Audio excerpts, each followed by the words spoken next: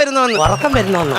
അല്ല, ഉറക്കം വരുന്ന ഉറക്കത്തിന്റെ കാര്യം പറഞ്ഞപ്പോഴാ എന്റെ കൊച്ചു ഇന്നലെ ഒരു ശകലം പോലും ഞാൻ ഉറങ്ങിയില്ല. അതെന്താ പറ്റി? വെളുക്കും വരെ സ്വപ്നം കാണുമായിരുന്നു. അത് ഉറക്കത്തിലല്ലേ നിങ്ങൾ കണ്ടത്? നേരം വെളുക്കും വരെ സ്വപ്നത്തിനിടെ എപ്പ കിടന്ന് ഉറങ്ങാനാ? അത് കൊള്ളാം. ഞങ്ങളുടെ സ്വപ്നം എന്താന്ന് ചോദിക്കേ. എന്തുവാ? നിനക്ക് വിഷമം വരും, പക്ഷെ എനിക്ക് സന്തോഷം കൂടെ ഉണ്ട്. ഒന്ന് കേക്കട്ടെ. ഞാൻ രണ്ടാമത് കെട്ടി. എന്തുവാ? രണ്ടാമത് കെട്ടി. നീ സ്വപ്നത്തിലല്ലയോ? സ്വപ്നത്തിലാരും എനിക്ക് സഹിക്കത്തില്ല. ഇച്ചായോ ഞാൻ പറയട്ടെ, രണ്ടാമത് കെട്ടി. ഒരു വഴക്കുമില്ല, ഒരു പ്രശ്നവുമില്ല, ടെൻഷൻ ഇല്ല, സുഖമായിട്ട് ജീവിക്കുന്നു. അതാ സ്വപ്നം കണ്ടത്. ഈ വെളുപ്പിനെ എന്തായാലും വിളിച്ചില്ലയോ? ഞാൻ ഞങ്ങൾ രണ്ടുപേരും കൂടെ ഊട്ടി നിൽക്കുവാ.